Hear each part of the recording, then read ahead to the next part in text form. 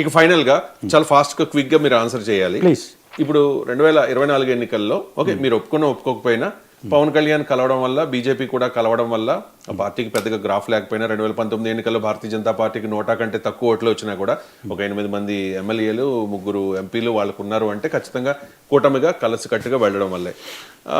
అంటే జనసేన కలవడం వల్ల బీజేపీని కలుపుకోవడం వల్ల ఇప్పుడు కూటమికి 164 సీట్లు వచ్చాయి అంటే మీరు ఒప్పుకోరు. కానీ ఇదే కంటిన్యూ అయితే పవన్ కళ్యాణ్ చెప్తూ ఉన్నారు 15 ఏళ్ల పాటు కూటమి కొనసాగుతుంది, జగన్ అనే ఒక నియంతకి మళ్ళీ మేము అవకాశం ఇవ్వము అని చెప్పేసి.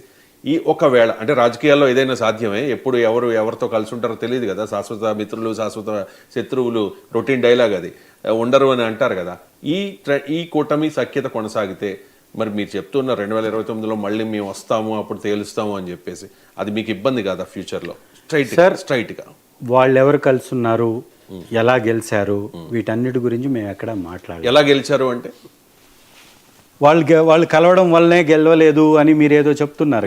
ఎలా గెలిచారు అన్నదాన్ని నేను అండర్లైన్ చేసుకుని అడుగుతున్నాను. ఖచ్చితంగా ఈవీఎంల మీద కూడా అనుమానం ఉందని అనేక సందర్భాల్లో చెప్పాం కదా. మీరు క్విక్ ఆన్సర్ అంటున్నారు కాబట్టి నేను చెప్తున్నా. మీరు గెలిచారు. అవును, నేను 40,000తో గెలవాల్సిన వాడిని 6,000తో గెలిచాను. 6,000తో గెలిచారు. ఎస్, అంటే ఏదో జరిగింది, ఖచ్చితంగా జరిగింది. రెండవది, పవన్ కళ్యాణ్ గారిని జనాలు కూడా చూస్తున్నారు. వారు కలుసుంటారా కలిపేసుకుంటారా మాకు సంబంధంలా. వారిని విడివిడిగా చూడడం అనేది ప్రజలు మానేస్తారు. ఎందుకంటే నువ్వు ప్రశ్నిస్తానికే పార్టీ పెట్టానన్నావు, నువ్వు ప్రశ్నించట్లేదు.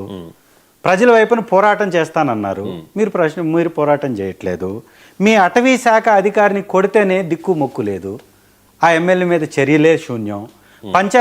పంచాయతీరాజ్ నిధులన్నీ ప్రైవేటు వ్యక్తులు కొట్టేస్తుంటే మీరు పట్టించుకోరు. గ్రామాలలో అభివృద్ధి పడకేసింది. ఇవన్నీ చూసినటువంటి ప్రజలు పవన్ కళ్యాణ్ గారిని ఒక డిఫరెంట్ నాయకుడిగా చూడడం మానేస్తారు అనేది మాత్రం వాస్తవం. తెలుగుదేశం వేరు, జనసేన వేరు అనేది ప్రజలు మర్చిపోతున్నారు.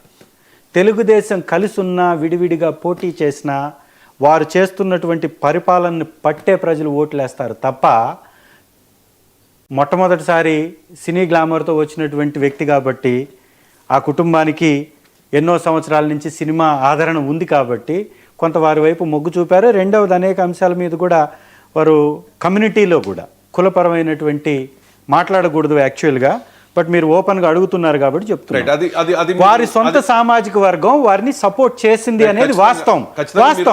అయితే ఒక నిమిషం, మీరు రేస్ చేశారు కాబట్టి కందుకూరు ఘటన గురించి కూడా నేను అడుగుతాను. ఈ లోపల కొల్లేరు ప్రాంతం అంటే వెస్ట్ గోదావరి నుంచి అనిల్ కాల్ చేశారు మీతో మాట్లాడడానికి. అనిల్ గారు ప్లీజ్.